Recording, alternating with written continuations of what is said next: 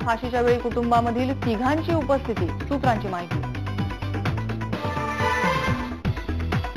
याकूबची फाशी रद्द करण्याच्या मागणीचे विधानसभेत पडसाद, काँग्रेसच्या आमदारांविरोधात सेना भाजप आक्रमक, लोकभावनांचा अपमान केल्याचा आरोप। गुजरातमध्ये गेल्या 2 दिवसांपासून तुफानी पावसाचा कहर, मृतांचा आकडा 22 वर। हवामान खात्याकडून महाराष्ट्रातही मुसळधार पावसाचा अंदाज।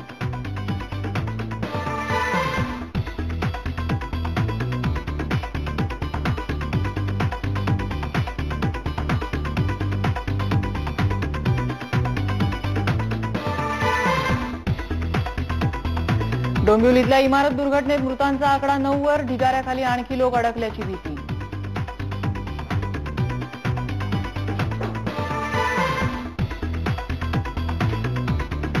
रायगडमध्ये मुलींवर झालेल्या गोळीबाराचं कारण उलगडलं, मुलीच्या वडिलांनी उसन्या पैशाचा तकादा लावल्यामुळे गोळीबार, संदीप वाघमारे अटकेत। 2 भारतीयांचा रॅमन मॅगसेसे पुरस्कारानं गौरव, एम्सचे माजी अधिकारी संजीव चतुर्वेदी आणि गूंज या एनजीओचे अंशु गुप्ता यांचा गौरव।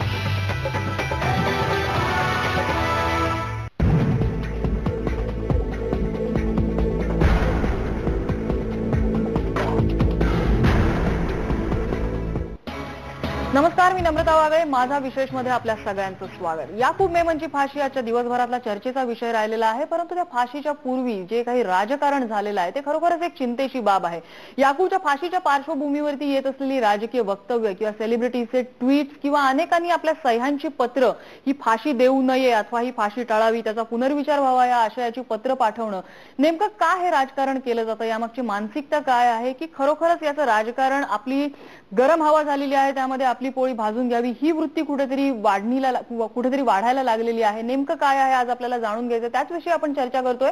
माझ्यासोबत स्टुडिओमध्ये आहेत अशरफ आझमी, जे समाजवादी पक्षाचे नगरसेवक आहेत, त्याचबरोबर शिवसेनेचे प्रवक्ते अरविंद भोसले आपल्यासोबत आहेत, त्याचप्रमाणे युथ काँग्रेसचे मुंबईचे अध्यक्ष आहेत सदाफ अबोली, ते देखील या स्टुडिओमध्ये आहेत। पुण्याहून आपल्यासोबत आहेत भाजप प्रवक्ते माधव भंडारी, त्याचप्रमाणे कायदेतज्ञ ॲडव्होकेट आभास सिंग या देखील या चर्चेमध्ये सहभागी होणार आहेत आणि विनिता देशमुख सामाजिक कार्यकर्ते आहेत, त्या देखील पुण्याहून या चर्चेमध्ये सहभागी होणार आहेत। मला सुरुवात करायची अशरफ आझमी यांच्याकडून। ज्या वेळेला याकूब मेमनच्या फाशीची तारीख जाहीर झालेली होती त्यावेळेला समाजवादी पक्षाचे अबू आझमी यांनी एक स्टँड घेतलेला होता की ही घाई होतीये, अशा प्रकारे फाशी दिली गेली नाही पाहिजे, आणि आता फाशी झालेली आहे, सर्वोच्च न्यायालयाने त्या संदर्भातली याचिका फेटाळलेली आहे, दया याचनाचे अर्ज त्याचे आहेत ते फेटाळले गेलेत। आता समाजवादी पक्षाची नेमकी भूमिका काय?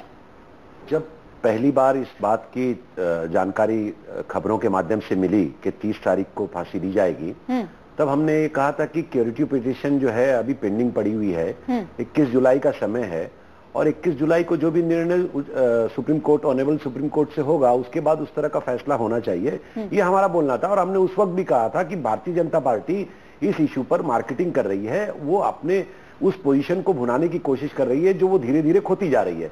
मिसाल के तौर पर हमने कहा कि किसानों की खुदकशी से लेकर जो घोटाले उनके मिनिस्टर्स के द्वारा किए जा रहे हैं, जिसकी चर्चा हो रही है विधान भवन में, और जिसके ऊपर जो है सारा अपोजिशन इकट्ठा होकर उनके खिलाफ जो है आरोप कर रहा है, तो वो सारी चीजों को भुनाने के लिए, छुपाने के लिए और बाकी अपनी क्रेडिट ये दिखाने के लिए कि हम इस तरह का काम कर रहे हैं, जबकि ये 20-22 साल का एक लंबा प्रोसेस था जो चलते हुए यहां तक आया। अब जहां तक फांसी का मामला है, जब ऑनरेबल सुप्रीम कोर्ट ने कोई जजमेंट दे दिया तो उसके बाद शायद ही कोई ऐसा हिंदुस्तानी होगा जो इस तरह के मामले के बाद अपनी राय को उसके विरुद्ध में रखेगा। रह गई बात इंसाफ की, तो हमने पहले भी कहा था और आज भी हम ये कह रहे हैं कि जिस तरह से यहाँ इंसाफ के तकाजे पूरे हो रहे हैं, जिस तरह से यहाँ पर प्रक्रिया पूरी हो रही है, उसी तरह से वो लोग जो बाबरी मस्जिद की शहादत के बाद हादसे का शिकार हुए, फसाद का शिकार हुए, वो सरकारी आंकड़ों में बैठे 900 लोग, वो आज भी इंसाफ का इंतजार कर रहे हैं और उनको इंसाफ मिलना चाहिए। ये हमारी अपनी एक मुहिम का हिस्सा है। अबू आसिम आजमी साहब ने यही अपनी बात रखी। अबू आसिम साहब ने कहा कि वो खुद इस केस में आरोपी बनाए गए थे, उनको इंसाफ मिला और वो बाहर आए और उन्होंने अपनी राय रखी, और जो कुछ भी उन्होंने कहा आप देख लीजिए, कोई ऐसी बात नहीं थी। उन्होंने एक बात कही थी कि जब वो वहां पर गए पहली बार इस केस में बुलाए गए पुलिस के द्वारा, तो उन्होंने शायद किसी अधिकारी का नाम लिया और कहा कि मैंने उनको एक फाइल दी और वो फाइल मिलने के बाद जो है कोर्ट में वो अधिकारी मुकर गए कि ऐसी कोई फाइल हमको दी नहीं गई। तो उनका ये कहना था कि अदालत जो फैसले करती है वो फैसले उन एविडेंस और उन सबूतों की बुनियाद पर होते हैं जो सबूत हम अदालत में सामने रखते हैं। खैर वो पास्ट की बात थी। आज समाजवादी पार्टी इस बात के लिए बिल्कुल स्पष्ट है कि सुप्रीम कोर्ट का फैसला आने के बाद, सारी मर्सी पिटीशन खारिज होने के बाद, हर हिंदुस्तानी की तरह सारे लोग उस फैसले के आगे अपना सर झुकाते हैं। हम इस बात को तस्लीम करते हैं कि अदालत जो है, हिंदुस्तान की न्याय प्रणाली, ये इतनी स्ट्रांग न्याय प्रणाली है कि उसमें गरीब, कमजोर, अमीर सारे लोगों को इंसाफ ठीक आहे म्हणजे आता जो निर्णय आलेला आहे सुप्रीम कोर्टाचा, त्याच्या बाबतीत समाजवादी पक्ष वेगळं काहीच भाष्य करणार नाही, त्याला पूर्ण पाठिंबा आहे समाजवादी पक्षाचा? नहीं, मैंने ये कहा कि मैं हमेशा आपको ये हम लोग हमेशा ये कहते हैं कि इंसाफ दोनों तरफ से मिलना चाहिए, हर तरफ से मिलना चाहिए। बाबरी मस्जिद की शहादत के बाद जो फसाद हुआ उसके ऊपर भी इंसाफ आना चाहिए। पुन्हा तुम्ही तेच मुद्दा सांगता, या ठिकाणी हे आजचा जो निर्णय आलेला आहे नहीं, मैंने आपसे कहा ना कि कोई भी हिंदुस्तानी सुप्रीम कोर्ट का फैसला आने के बाद उस फैसले के विरोध में कोई बात नहीं कहता।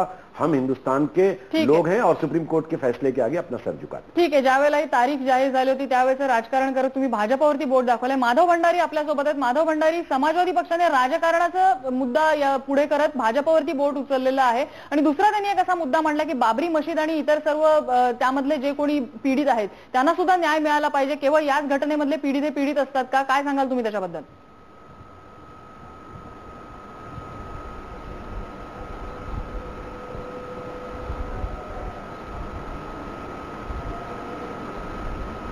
एकतर याकूब मेमनच्या फाशीच्या विषयाचं राजकारण हे समाजवादी पक्षाने सुरू केलं। जी काही कायद्याची प्रक्रिया होती त्या कायद्याच्या प्रक्रियेतून निर्णय झाले, त्या निर्णयांची अंमलबजावणी करण्याचं काम सरकारचं असतं। मग ते सरकार कुठल्या पक्षाचं आहे याला महत्व नसतं। त्यामुळे जे सरकार आहे त्या सरकारने आपलं काम सुरू केलं। सर्वोच्च न्यायालयाच्या निर्णयाची अंमलबजावणी करण्याचं काम सरकारने सुरू केल्याबरोबर समाजवादी पार्टीला त्याच्यामधलं राजकारण चव्हाट्यावर आणण्याची इच्छा झाली आणि त्यांनी राजकारणाचा विषय केला।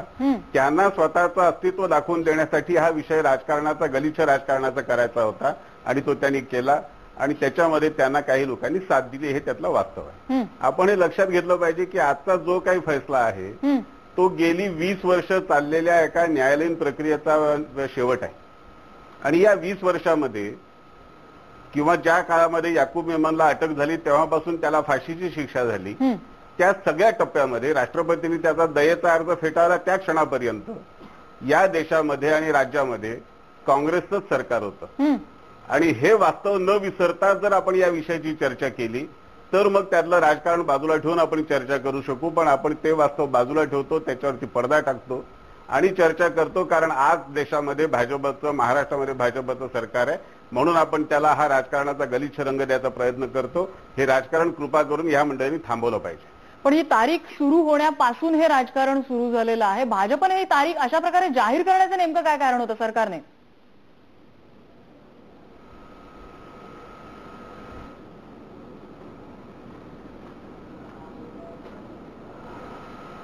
भाजपने तारीख जाहीर केलेली नाही श्रीमती सरकारने, भाजप सरकारने किंवा पार्टीने तारीख जाहीर केलेली नाही।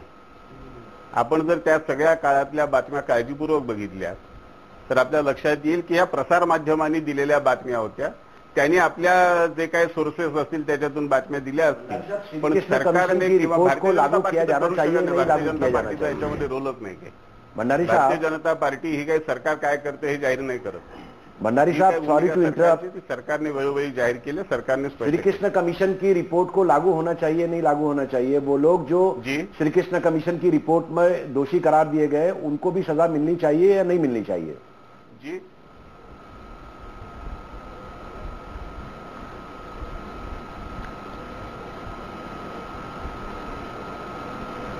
भाई साहब, श्री कृष्ण कमीशन की रिपोर्ट पिछले 15 साल आपके साथियों की सरकार जब थी तब क्यों नहीं लागू कराई गई? नहीं, तब भी हमने कहा। ये सवाल मुझे पूछने से पहले आपके जो कांग्रेसी साथी है उनसे पूछिए। नहीं, आपके वक्त में जब आपकी सरकार आई तब आपने उसको बदल दिया, क्यों नहीं किया? आपने एक्शन टेकन रिपोर्ट बनाई और उसके बाद उस पर कहा कि आप उस पर अमल करेंगे, आप भी खामोश हो गए। आपके टाइम की ही बात है ना, जब आपने कहा कि जब आप मुझे इस वक्त का सवाल, जब आप मुझे ये सवाल पूछ रहे हो तो मुझे ये आपका पहला सवाल है कि पिछले 15 सालों में मैं आपसे ये जानना चाहता हूं कि जब तक आपके साथियों की सरकार थी, जब तक कांग्रेस की सत्ता थी, तब आप इस कमीशन के रिपोर्ट के बारे में क्या कह रहे थे? कुछ नहीं, आप तो चुप बैठे रहे हैं। उस सत्ता में आप शामिल थे। हम आपसे इसलिए पूछ रहे हैं कि शुरुआत आपकी थी, तब आप 95 के बाद आप सरकार में थे 99 तक, तब आपने कहा था कि एक्शन टेकन रिपोर्ट बनाई गई है, उसके ऊपर अमल बजावनी होगी और जो दोषी हैं उनको वापस किया जाएगा। आज याद आई है? आज आप नहीं, मैंने इसलिए पूछा आपसे कि आप फिर सत्ता में हैं।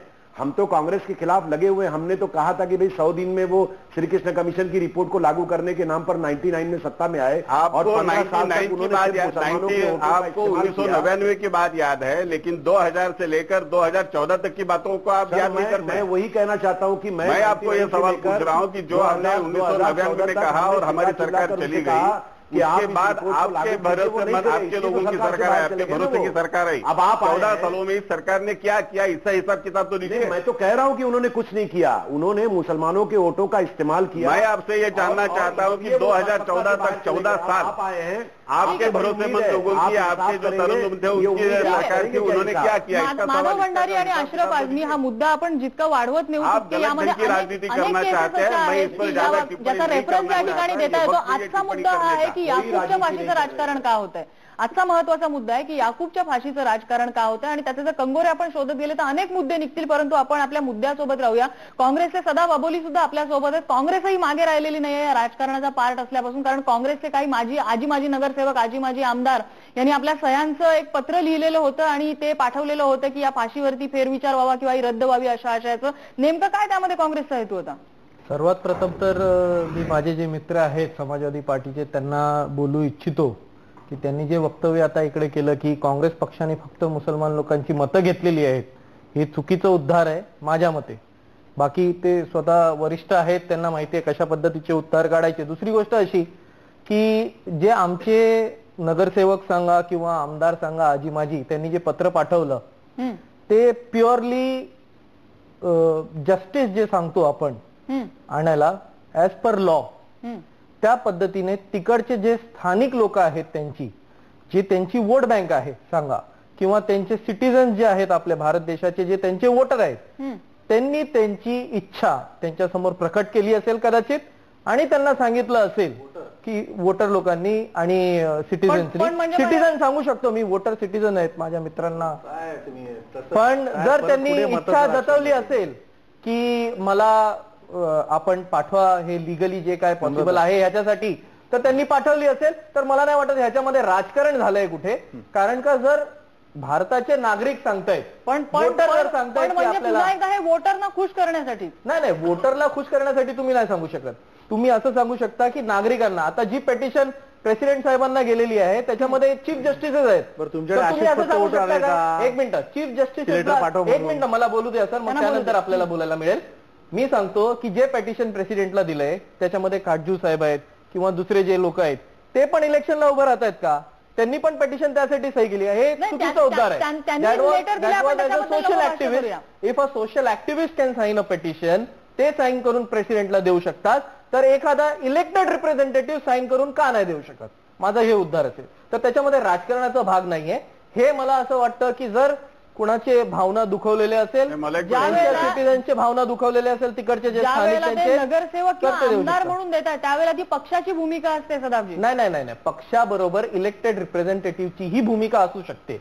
तुम्ही आणि वापरलेलं आहे फक्त तुमच्या पक्षाचा आधीतूर त्यांनी लेटरेड वापरलेलं आहे, तुम्ही कुठे आता नको ते सांगताय? पक्षाचं नाही हो, मी तुम्हाला सांगतो ते इलेक्टेड एमएलएचं लेटर हेड आहे, तुम्हाला पाहिजे तर मी दाखवू शकतो, मी तुम्हाला दाखवू शकतो। आणि ऍज अन इलेक्टेड रिप्रेझेंटेटिव्ह जर त्यांना कुठल्याही लीगल एंटिटीला पत्र लिहायचं असेल, म्हणजे वैयक्तिक मत आहे असं तुम्ही म्हणता? नाही, वैयक्तिक असं सिटीजनचं बोललो ना मी सर, मॅडम मी तुम्हाला सांगतोय it is an MLA letter and it has been sent on a letterhead as an elected representative.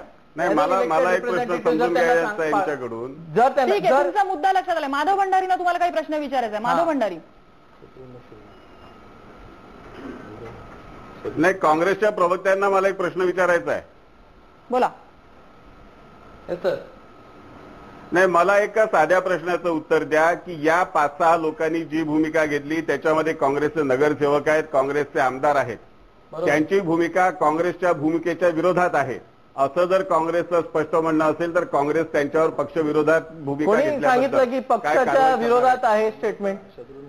जोपर्यंत न्यायालयाचा निर्णय येत नाही, फायनल डिसिजन येत नाही, त्यावेळेपर्यंत कुठलाही नागरिक कुठल्याही व्यक्तीसाठी जर लिगल स्टेप घ्यायची असेल तर घेऊ शकतात. स्पेशली इलेक्टेड रिप्रेझेंटेटिव्हला त्यांच्या इकडचे सिटीजन्सला जर वाटलं की त्यांच्या इलेक्टेड रिप्रेझेंटेटिव्हनी लिहायला पाहिजे तर ते लिहू शकतात माझ्या मते, आणि त्यांनी ते लिहिलेलं आहे.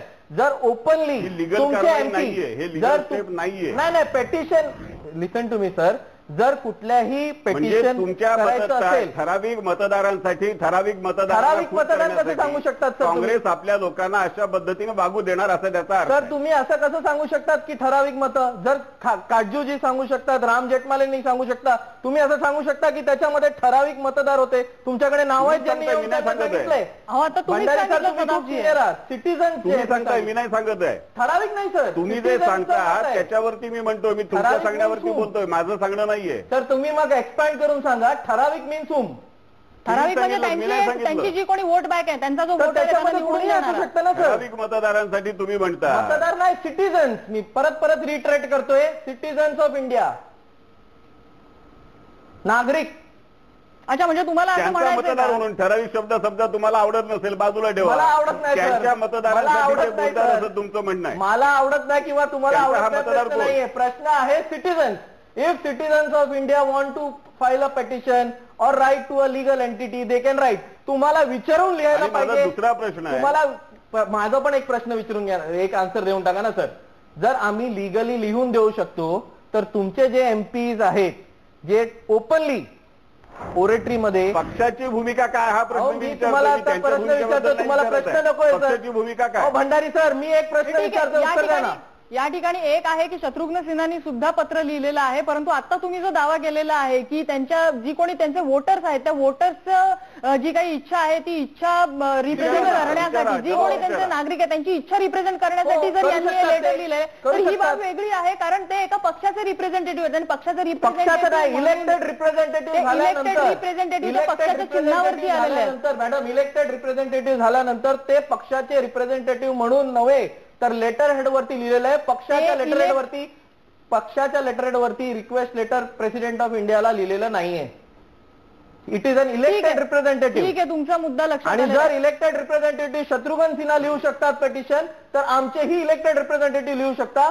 जर साक्षी महाराज ओपनली क्रिटिसाइज करून कुठल्याही अक्युजला सपोर्ट करू शकता, तर आपण मुद्दा दुसरीकडे वळवूया नको. अरविंद भोसलेला तुमचा मुद्दा पटलेला आहे. अरविंद भोसले, शत्रुघ्न सिन्हांनी स्पष्ट केलेलं आहे की त्यांनी पत्रावर सही केलेली नाही, हे त्यांनी स्पष्ट केलं. शत्रुघ्न सिन्हाच्या नावाचा गैरवापर करू नका. ठीक आहे. अरविंद भोसले, मला असं वाटतं की या देशाला स्वातंत्र्य मिळाल्यानंतर सातत्याने पाकिस्तान या हिंदुस्थानला थोडी अडचणीमध्ये आणण्याचा प्रयत्न करतोय, त्यात त्याला अपयश मिळत होतं. आणि त्यामुळे ज्या त्या वेगवेगळ्या सुरुवातल्या टॅक्टिक्स आल्या असतात पाकिस्तानच्या, त्यातलाच 1993च्या बॉम्बस्फोटाचा रटत होता, जो या दुर्दैवाने देशातल्या काही गद्दारांना हाताशी धरून त्यांनी करण्याचा प्रयत्न केला. या देशाची अर्थव्यवस्था आणि हा देश अडचणीमध्ये आणण्याचा तो प्रयत्न होता, हा राष्ट्रद्रोह होता. आणि त्यामुळे आता माननीय सुप्रीम कोर्टाने, ठीक आहे, बराच अवधी त्यांनी घेतला, बराच कालावधी गेला, परंतु देर है लेकिन अंधेर नाही अशी परिस्थिती आहे. त्यामुळे सुप्रीम कोर्टाचे याबद्दल अभिनंदन केलं पाहिजे. जी संपूर्ण प्रशासकीय यंत्रणा आहे, प्रशासकीय जी काही सुरक्षा यंत्रणा आहे, त्यांनी जे सत्य समोर मांडलं आणि त्या आधारावरती जो सुप्रीम कोर्टाने निर्णय घेतलेला आहे त्याचं आपल्याला स्वागत केलं पाहिजे. आणि त्याच्या पुढचा विषय असा की आता ह्या सगळ्या घडामोडी घडल्यानंतर सुद्धा अजूनही ज्या पद्धतीने, म्हणजे आता फायनल जजमेंट आला सुप्रीम कोर्टाचं आणि उद्याच्या घडामोडी चाललेल्या आहेत, तरी सुद्धा ओवेसी सारखी मंडळी अजूनही नाराजी व्यक्त करतायत.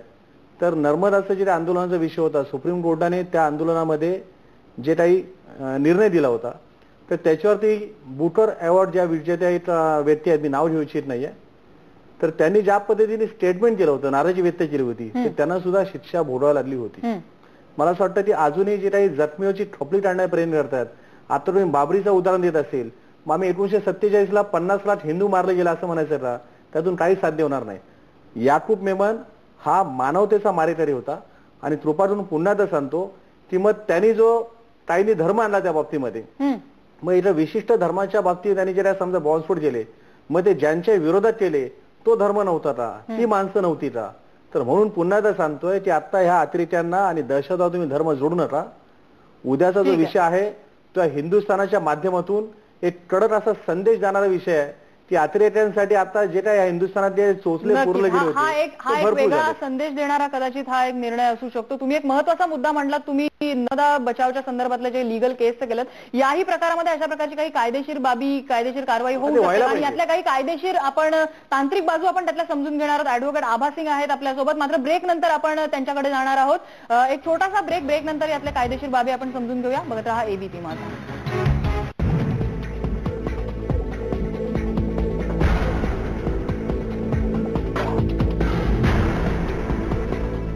Plaster CPVC pipes end fittings, न जंग लगे न गले. प्लास्टो पाइप्स गर्म पानी में भी सालों साल चले. प्लास्टो है तो गारंटी है. याच्या हिट लिस्टवर 1, 2, 3 नव्हे तब्बल 24 लोकांची नावे आहेत. 24 प्राणी जास्त माझावर आला ना की त्याचं लैंगिक खच्चीकरण करतात.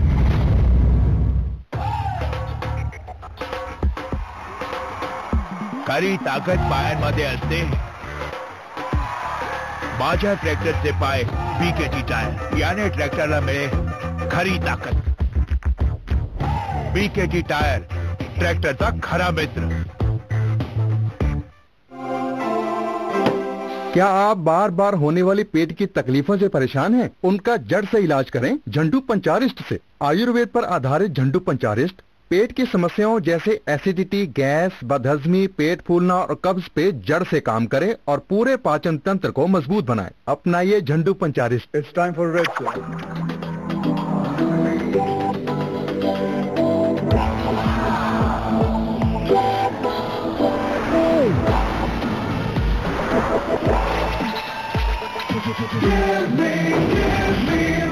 Everready LED. Give me the brightest light.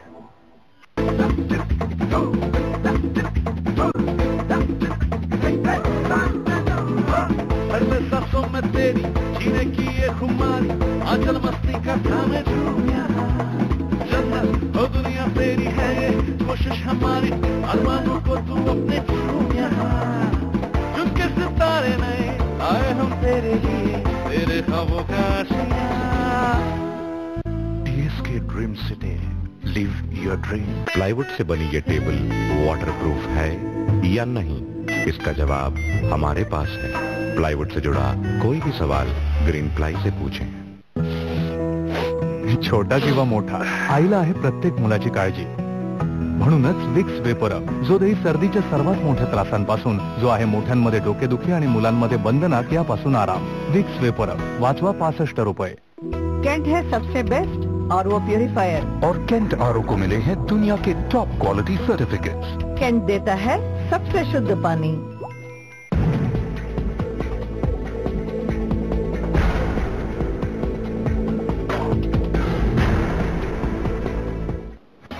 Break नंतर तुम्ही पाहताय एबीपी माझा विशेष. आपल्या कार्यक्रमामध्ये आपली चर्चा सुरू आहे. याकूब मेमन याच्या फाशीचं राजकारण का केलं जात आहे आणि मुख्यत्वे यामध्ये काय आलेली पॉलिटिकल स्टेटमेंट्स किंवा सह्यांची पत्र जी राष्ट्रपतींना जात आहेत त्या अनुषंगाने आपली चर्चा सुरू होती. ऍडव्होकेट आभा सिंग आपल्यासोबत आहेत. आभाजी, नेमके अशा प्रकारे सुप्रीम कोर्टाचा निर्णय आलेला आहे आणि त्या निर्णयावरती फेरविचार करणं किंवा ती याचिका फेटाळली जाते, अशा परिस्थितीमध्ये ज्यावेळेला सुप्रीम कोर्टाच्या निर्णयाच्या अगेन्स्ट जाऊन अशा प्रकारे पत्र लिहिणं किंवा त्याविषयी स्टेटमेंट करणं, यामध्ये कायदेशीर काही बाबी असू शकतात, हा ऑफेन्स असू शकतो?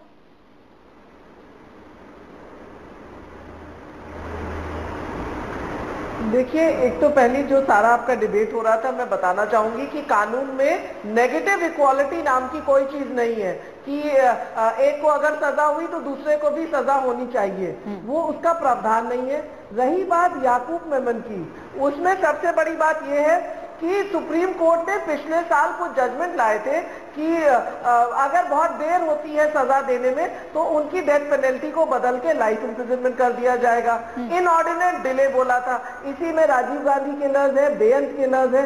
इसीलिए एक लोगों में आशा जगी कि याकूब मेमन का भी केस 20 साल से चल रहा था. तो आज सुप्रीम कोर्ट ने साफ कर दिया कि नहीं माना जाएगा, उनको फांसी दी जाएगी. लेकिन जब बी रमन का लेटर था कि उन्होंने सरेंडर किया, ना कि उन्हें अरेस्ट किया गया।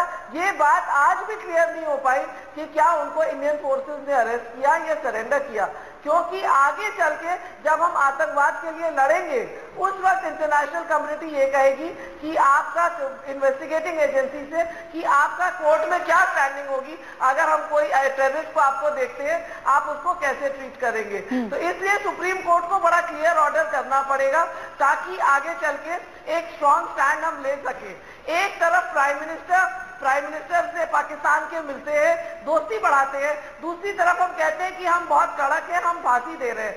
आतंकवाद से लड़ने के लिए एक स्ट्रैटेजी चाहिए, एक स्ट्रॉन्ग अप्रोच चाहिए, जो कि अभी तक सरकार नहीं बना पाई है। इसलिए आज तक एक के बाद एक बॉम्ब ब्लास्ट हो रहे हैं। गुरदासपुर का भी जो बॉम्ब ब्लास्ट हुआ, जो अटैक हुआ, वो साफ दिखाता है कि आतंकवाद से लड़ने में कमजोर सिद्ध हो रहे। इसलिए जरूरी है कि इसका राजनीतिकरण ना किया जाए। अगर याकूब दोषी है तो उनको सजा दीजिए, लेकिन नेता इस पे अपनी वोट पॉलिटिक्स ना करे, यही मेरी उनसे गुजारिश है। ठीक आहे, अत्यंत महत्वाचा मुद्दा आभा सिंग यांनी मांडलेला आहे या ठिकाणी। अशा प्रकारे एका व्यक्तीचा त्या ठिकाणी मृत्यू होतो। याकूब मेमन हा त्याच्या कर्माने, त्याने जी काय पाप केलेली आहेत अर्थात न्यायालयामध्ये ती सिद्ध झालेली आहेत म्हणून आपण त्याला पाप म्हणू शकतो, पण ही जी काय पाप केलेली आहे त्या पापाची शिक्षा त्याला मिळते, तो व्यक्ती त्या ठिकाणी मरतोय। मात्र तरी सुद्धा त्याच्या मृत्यूचा मुद्दा हा घेऊन त्या ठिकाणी त्याचं राजकारण केलं जात आहे। म्हणजे त्या ठिकाणी सलमान खानचं आलेलं ट्विट जे त्याने नंतर मागे घेतलं, अशा प्रकारची ट्विट्स येणं किंवा लेटर येणं, उघड उघड त्यावरती प्रतिक्रिया देणं, काय म्हणता येईल, ही क्रौर्याची परिसीमा नाहीये अशरफजी? आपल्या पार्टीमधून सुद्धा मतं आलेली होती। देखिए, मैंने ये बात इसलिए आपने अच्छा सवाल पूछा मुझे, और मैं ये भी कहना चाहता हूँ कि इसी तरह की मर्सी अपील, किसी तरह की किसी के हक में इस तरह की बातें, जैसे कहा कि भाई बेअंत सिंह के किलर्स हैं, राजीव गांधी के किलर्स हैं, डिले जस्टिस की वजह से उन लोगों की सारी चीजें हुई। और आप देखें पंजाब असेंबली हो, तमिलनाडु असेंबली हो, वहां रेजोल्यूशन पास हुआ और उस रेजोल्यूशन के तहत उन लोगों को जो है फांसी, उन्होंने भी उसी तरह के काम किए, ब्लास्ट किया, लोगों को मारा, 23 लोग उसमें गए। हिंदुस्तान की इतनी बड़ी संपत्ति, राजीव गांधी जैसा एक बड़ा नेता हमने खोया। तो मैं ये बोलना चाहता हूं कि सरकारें जो है वो इंसाफ के पैमाने को बराबर रखें, इंसाफ बराबर मिले तो मैं यकीन दिलाता हूं इस बात का कि हिंदुस्तान के अंदर रहने वाला कोई भी आदमी हिंदुस्तान से गद्दारी करने की कोई भी मिळाला नाही असं म्हणायचं तुम्हाला? नहीं, मैंने ये कहा ना कि भाई इंसाफ, मैंने कहा श्री कृष्ण कमीशन की रिपोर्ट को, मैंने अभी मैडम ने कहा कि भाई ये जरूरी नहीं है कि एक गुनाह हुआ है तो उसके बदले में दूसरे गुनहगार को भी सजा दी जाए। मैं इस परिपक्ष में नहीं कह रहा हूं, मैं बहुत सिंपल ये बात कहना चाहता हूं कि जैसे माधव भंडारी साहब ने कहा कि भाई कांग्रेस के लोगों ने लिखा, अबू आजमी साहब ने लिखा, गवर्नर को उन्होंने एक एप्लीकेशन की और उन्होंने अपील की उसकी। तो अपील करना, अपनी बात को रखना, हिंदुस्तान के कानून में उसका प्रोविजन है, हिंदुस्तान ने लिबर्टी दी अपनी राय को रखने की। लेकिन मैंने कहा ना कि जब एक बार कोई सर्वोच्च न्यायालय का फैसला आने के बाद सारा हिंदुस्तानी उसका आदर करता है, लेकिन अगर कोई बात रखने के लिए वो पहले, जैसे मैंने कहा कि क्यूरेटिव पिटिशन बाकी है, आपने 30 तारीख की तारीख तय कर दी, ये 30 तारीख की तारीख कहां से आई? पण हा डेथ वॉरंट सुद्धा योग्य होता, याचा सुद्धा निर्वाळा सुप्रीम कोर्टाने दिलेला आहे। नहीं, बिल्कुल बिल्कुल। देखिए, मैंने आपको कहा कि सुप्रीम कोर्ट ने जिस बात का फैसला कर लिया है उस पर अब कोई टिप्पणी और टीके की बात ही नहीं आती है। अभी मैं सिर्फ ये कहना चाहता हूं कि जो फैसला लिया गया वो फैसला उन्होंने 22 साल के लंबे सफर के बाद लिया। रह गई बात सरकार की, तो सरकार इसको कैश करा रही थी, हमने उसके बारे में कहा। ये सारी चीजें वी रमन ने जो लिखा है वो सारी चीजें सामने रखी हैं कि भाई वो सरेंडर हुए कि नहीं हुए, वो सारी चीजें कोर्ट में आई कि नहीं आई, वो अभी आभा सिंह बता रही थी। तो मैं ये कहना चाहता हूं कि हिंदुस्तानी होने की हैसियत से जो हमको जो मौके मिले हिंदुस्तान में कानून के लिए, उसका हमने इस्तेमाल किया। मात्र तत्पूर्वी माधव भंडारींना तुमचं म्हणणं पटत नाही? माधव भंडारी,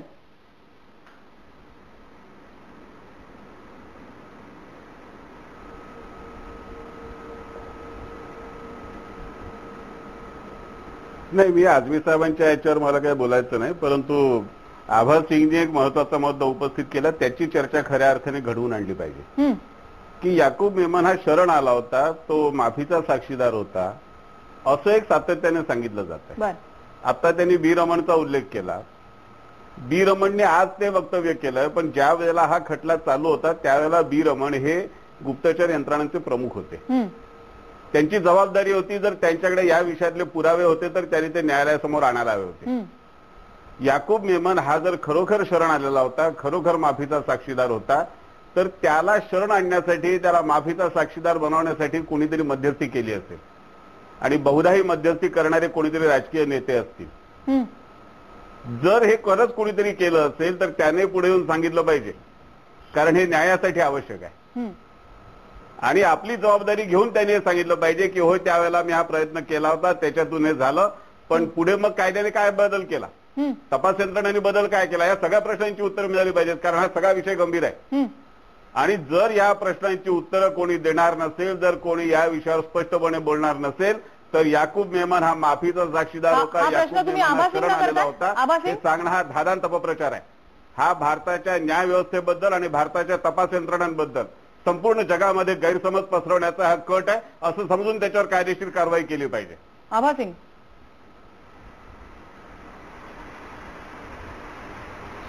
जी देखिए, इसमें जो कार्रवाई होनी थी, अगर हमें मालूम है कि प्रोसिक्यूशन किस तरह से केस आर्ग्यू करता है, जब उन्होंने 313 में जस्टिस कोडे ने खुद टीवी पे कहा कि 3 से 13 के तहत याकूब ने बोला था कि मैंने सरेंडर किया, लेकिन चूंकि प्रोसिक्यूशन ने कोई सबूत नहीं प्रोड्यूस किया, लेकिन आज इसलिए ये सच्चाई सामने नहीं आ पाई.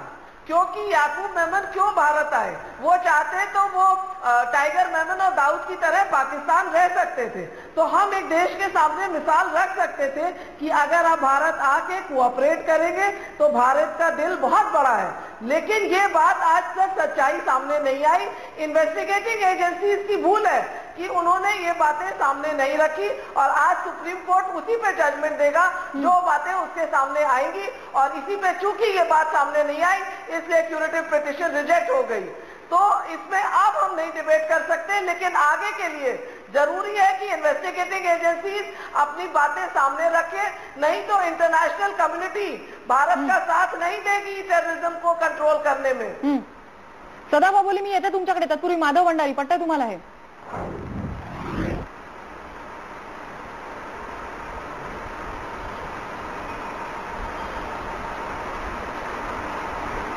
नाही, आभाजी जे सांगतायत ते मला पटत नाहीये, कारण त्या स्वतः एक जाणकार वकील आहेत, त्यांना कायद्याचे सगळे कंगोरे माहिती आहेत, आणि मी जे सांगतोय त्या पद्धतीने कायदेशीर कारवाई करण्याचे मार्ग त्यांना सुद्धा उपलब्ध आहेत. यातलं कुणीच केलं नाहीये काही, यातलं काहीही कुणी न करता आज केवळ एका अर्थाने दिशाभूल करण्याचा प्रयत्न ह्या सगळ्या दाव्यातून चालू आहे अशी माझी शंका आहे. आणि म्हणून माझा हा प्रश्न आहे की जी मंडळी हे बोलतायत त्यांनी एकतर त्याचे पुरावे जगासमोर आणले पाहिजेत, त्याला जबाबदार कोण आहे ते लोकांसमोर आणलं पाहिजे, आणि जर ते पुरावे नसतील, ते लोकांसमोर आणता येत नसेल तर हा अपप्रचार थांबवला पाहिजे. दोनपैकी एक काहीतरी झालं पाहिजे, तिसरा उद्योग चालणार नाही. ठीक आहे, महत्वाचा मुद्दा मांडलेला आहे माधव भंडारीने. आपली चर्चा अशीच पुढे सुरू राहणार आहे, मात्र एक छोट्याशा ब्रेकची वेळ झालेली आहे. बघत रहा एबीपी माझा.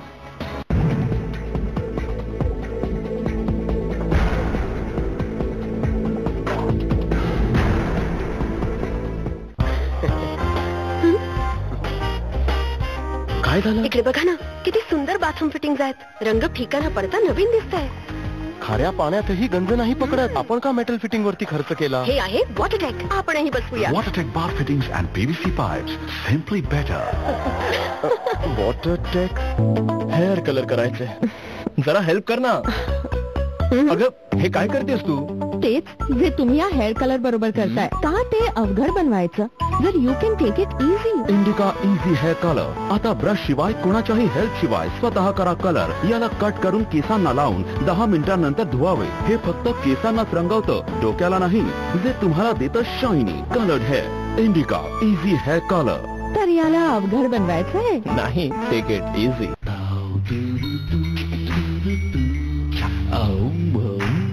डोंगर नद्या वारे सारे गाती, लाखात एक माझे बाबा असती.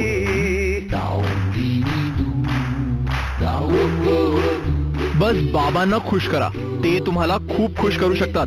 कारण माय प्लॅन आहे संपूर्ण कुटुंबासाठी. तेव्हा लवकरच आपल्या एअरटेल स्टोअरला भेट द्या.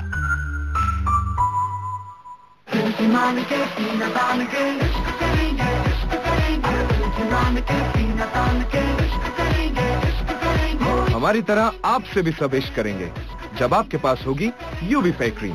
सिर्फ रात में एक बार चेहरे पे लगाना और हमारी तरह चमकते रहना. UB Fair Cream celebrates the release of Bangistan. त्याचं नाव काय? Pushkaraj.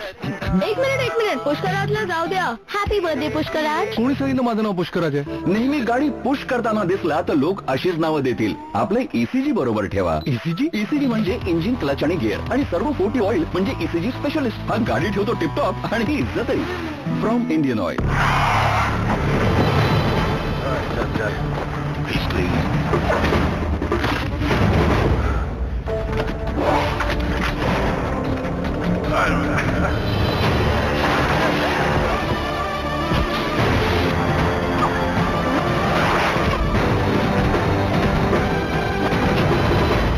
Five minutes, 5 millimeters. It's all it took. The slimmest bone ever. Micromax Canvas Sliver 5. Slimple. When high-strength steel meets cutting-edge technology, perfection is created.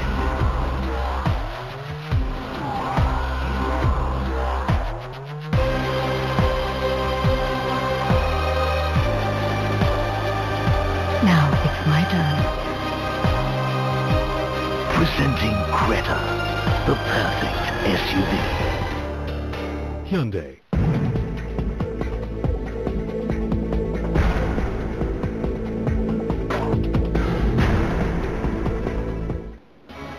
तुम्ही पाहताय माझा विशेष. आपली चर्चा सुरू आहे याकूब मेमन याच्या फाशीच्या संदर्भातलं राजकारण. ब्रेकपूर्वी ऍडव्होकेट आभा सिंग आणि माधव भंडारी यांनी काही महत्वाचे मुद्दे मांडलेले होते. काँग्रेसचे सदा बाबोली आपल्यासोबत आहेत. त्यांना काही प्रश्न विचारायचे आहेत. सदा बाबोली. मी जर बरोबर ऐकलं असेल माधव भंडारीजींना तर त्यांचं असं म्हणणं आहे की जर कोणी कुठल्याही नेत्यांनी जर मदत करायचा प्रयत्न केला असेल याकूब मेमनला after the Supreme Court judgement तर त्यांच्यावरती जे कायदेशीर कारवाई असते ती केली गेली पाहिजे. बरोबर ऐकलंय सर? मी माझ्या मते बरोबर ऐकलंय. माझ्या मते बरोबर ऐकलंय सर? माधव भंडारी बोला. फक्त सर मला प्रश्न विचारायचा आहे आपल्याला. नाही, माफ करा, आपण अतिशय चुकीचं ऐकलं. मग कसं काय सांगितलंय सर आपण? मी जे बोललो त्याच्यामध्ये याकूब मेमन हा शरण आला आणि माफीचा साक्षीदार बनला ह्या संदर्भात मी बोललो. याकूब मेमनला शरण आणण्यासाठी, माफीचा साक्षीदार बनवण्यासाठी जर कोणी मध्यस्थी केली असेल, मदत हा शब्द मी वापरलेला नाही.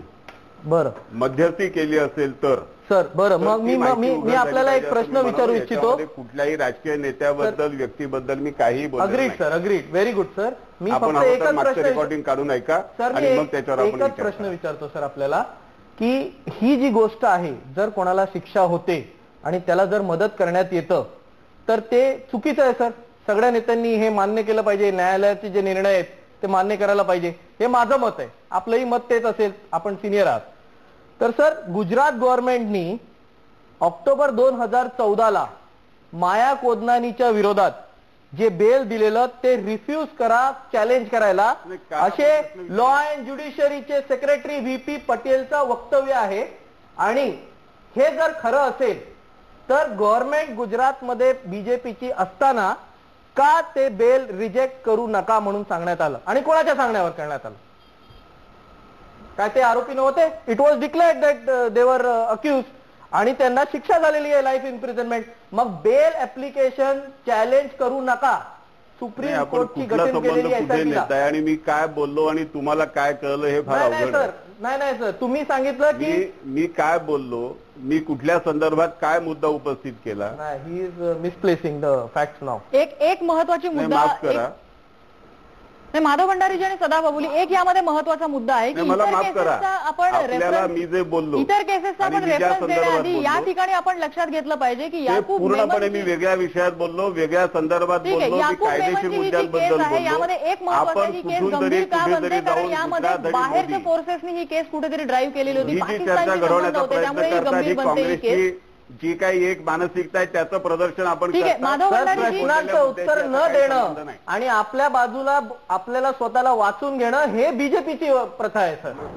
काँग्रेसची प्रथा नाहीये, बीजेपीची प्रथा आहे. जेव्हा त्यांच्यावर टीका होते आणि त्यांच्यावर बोट दाखवलं जातं, तुम्ही कायद्याचं उल्लंघन केलेलं आहे की नाही? उत्तर कसलं? तुम्ही जर काही कुठल्याही मुद्दे कुठेही नेऊन विचार, आरोपी आहे. आपण ज्या विषयात हायकोर्टाने जर माया कोदनारीला सर 97 ठीक आहे जवळजवळ 100 लोकांना मारायचा आरोप आहे. ते कमी आहे तुम्हाला वाटतं? सदाबाबुली मारण्यात आलं ते कमी आहे. झाल्यानंतर तुम्ही बेल ऍप्लिकेशन रिजेक्ट करता, त्याचे नका जाऊ म्हणून सांगता. सदाबाबुली आपण विषयांतर करूया नको. आपली चर्चा आज याकूब मेमनच्या संदर्भातली आणि नक्कीच ही गंभीर केस त्यामुळे आपण याकूब मेमनच्या विषयी या ठिकाणी चर्चा करूया. मर्सी पेटिशन होतं तुमच्या पक्षाच्या सरकारने. सदाबाबुली एक महत्वाचा मुद्दा आहे या ठिकाणी की 22 वर्ष हा खटला सुरू होता. त्यावेळेला म्हणजे सरेंडरचा त्याचा विषय असेल किंवा इतर अनेक विषय असतील, त्याने खरंच या कॉन्स्पिरसीमध्ये त्याचा रोल किती आहे हे प्रश्न पडलेले होते अनेक जणांना. त्याच्या फाशीची तारीख डिक्लेअर झाल्यानंतर 22 वर्षामध्ये हे दावे कधीच का केले गेले नाहीत? अरविंद भोसले. नाही, मला एक छोटासा मुद्दा इथे घेतोय की तर मुळात म्हणजे आता सदाबुले यांनी जो मुद्दा उपस्थित केला गुजरातच्या अनुषंगाने, बाबू ते बजरंगी आणि माया कोडनानी, तर मग ती गोध्रा ट्रेन जाळणं वगैरे सगळे विषय चालू होतात. मला त्या खोलात जायचं नाही. कोणती दंगल असेल किंवा मनुष्य संहार असेल हा निषेधार्हच आहे. परंतु राहता विषय असा की देशांतर्गत आपसातल्या गैरसमजामुळे किंवा आपसातल्या काही वादविवादामुळे घडणाऱ्या दंगली आणि परकीय राष्ट्राच्या मदतीने देशावरती झालेला हल्ला हे दोन्ही परस्पर विषय आहेत. आणि त्या अनुषंगाने मला असं वाटतं की सुप्रीम कोर्टाने आतापर्यंत आपले निर्णय दिलेले आहेत. ती देशात ज्या दंगली होत आहेत तो विषय कोणीतरी समर्थन करणार करू पण नाही, मग ते कुठच्या जाती धर्माचे असतील, पण त्याचा आणि पाकिस्तानच्या मध्ये झालेल्या हल्ल्याचा रूप आपण इथे संदर्भ जोड. दुसरा विषय असा की गुप्तचर यंत्रणांचे प्रमुख जे होते रमन, दुर्दैवाने सांगावं असं वाटतं आज सर्व तो मुद्दा होऊ शकत नाही, परंतु रमन यांच्या आर्टिकलचा जो आता संदर्भ जोडला जातोय ते आर्टिकल सुद्धा ते दुर्दैवाने वारल्यानंतर 2 वर्षानंतर ते प्रकाशित झालं आणि त्याचा संदर्भ पुढे जोडला जातोय.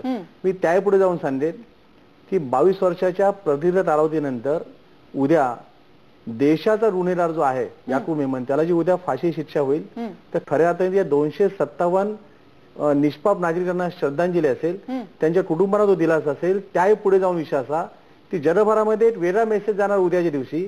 ते एका बाजूला या देशाचा सुपुत्र भारतरत्न राष्ट्रपती APJ डॉक्टर अब्दुल कलाम त्यांनी सर्व जाती भेद भाषा प्रांत हे सर्व त्यांनी तोडून देश हितासाठी जे सर्वोच्च कार्य केलं, त्यांना उद्या साश्रू नयनाने दुःखद अंतःकरणाने देश रडत रडत त्यांना मानवंदना देणार आहे.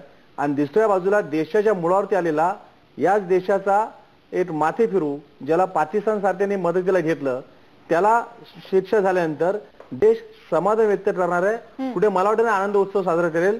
कोणाचा मृत्यू हा वाईटच असतो, परंतु तिथे कोणी आनंद साजरा असं नव्हे, ते समाधान व्यक्त करेल न्याय प्रक्रियेवरती, त्याच्या मृत्यूवरती नव्हे, न्याय प्रक्रियेवरती समाधान व्यक्त करेल. हा फरक असेल या दोन्ही बाबतीमध्ये. आणि हा जो विषय आहे की या हिंदुस्थानामध्ये मध्ये कोणत्या जाती धर्माचे असो भाषेचे असो ज्या देशासाठी काम करतात त्यांना मी आमच्या गळ्यातल्या ताविजाप्रमाणे मिरवतो असा मेसेज सुद्धा या माध्यम उद्या जगभरात जाऊ शकतो. हे सुद्धा आपण लक्षात घ्यायला पाहिजे. सदाबाबुली तुमचं काय म्हणणं आहे याबाबत?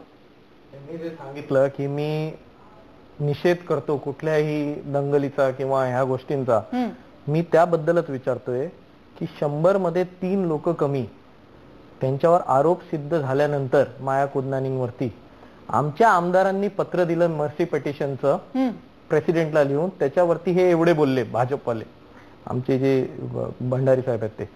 तर मला असं विचारायचं आहे त्यांच्या गव्हर्नमेंटनी सुप्रीम कोर्टनी गठीत केलेल्या SITला 100 जवळपास लोक मेलेल्या अक्युजला बेल कॅन्सल करू नका असा आदेश का दिला? 100 लोकांचा जीव, ते पण देशवासी होते आमचे, ते पण आमचे देशवासी होते.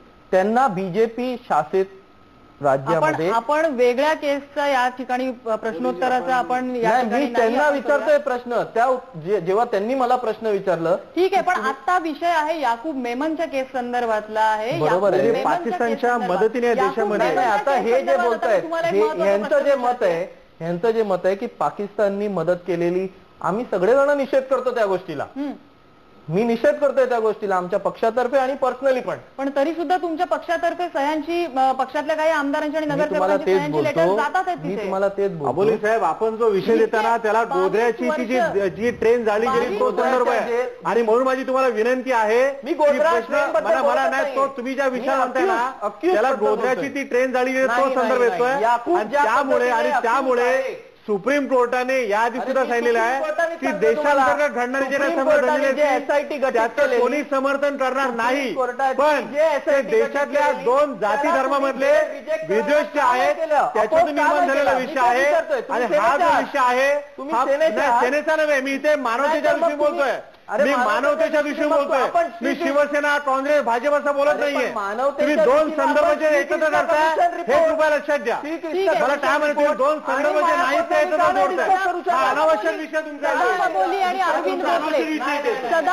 अरविंद भोसले आपण देशवासीचा जीव गेलाय हो वादच नाही, पण त्याला जो विषय तो वेदांती संदर्भात असतो. नाही मी न्यायालयाच्या त्याला वेदांत संदर्भात असतोय, तो आजचा आपला चर्चा मुद्दा नाहीये. मी विनंती करेन त्यावर आपण पुन्हा चर्चा करू, पुन्हा त्यावर आपण चर्चा करू, आपण करू त्या चर्चा नंतर आपण त्या विषयावरती नंतर चर्चा करू. ज्या पद्धतीने आपण त्या विषयाची पुन्हा एकदा चर्चा करू, नक्की करू. आता का नाही करता येईल? आता तो मुद्दा येत नाही, आपण त्या विषयाची सखोल चर्चा होईल. मुद्दा आहे त्या विषयावरती सखोल चर्चा करता येईल आपल्याला. त्या विषयावरती सखोल चर्चा करता येईल. तो मानवतेच्या विषयी मी विषय करतो, मी पुढे सांगतोय मानवतेच्या विषयावर चर्चा करू. प्रश्नांना उत्तर नाही द्यायचे म्हणून ते करताय. सदा बाबोली या ठिकाणी आपण वेगळ्या केसेसचा रेफरन्स घेऊया नको, कारण पुन्हा एकदा असं होतंय की त्या केसेस मधून केसेस निघत जातील, प्रत्येक जण एकमेकांकडे बोट दाखवत आणि पुन्हा एकदा राजकारण होतंय. हे या पॅनलवरती राजकारण होईल. आपण तसं करूया नको, आपण याकूब मेमनच्या केसची या संदर्भात आपण राहूया आणि त्याविषयी चर्चा करूया. अशरफ आझमीने काही मुद्दा मांडायचा होता. देखिए, मैं अभी ये बात सुन रहा था और मैं यही कहना चाहता हूं, मेरे भी दिल में ये बात आई कि इंसाफ का दोहरा पैमाना नहीं होना चाहिए. इस मुल्क में जहां अगर किसी जुर्म के खिलाफ सजा की बात आएगी तो वो किसी भी तरह का जुर्म रहे.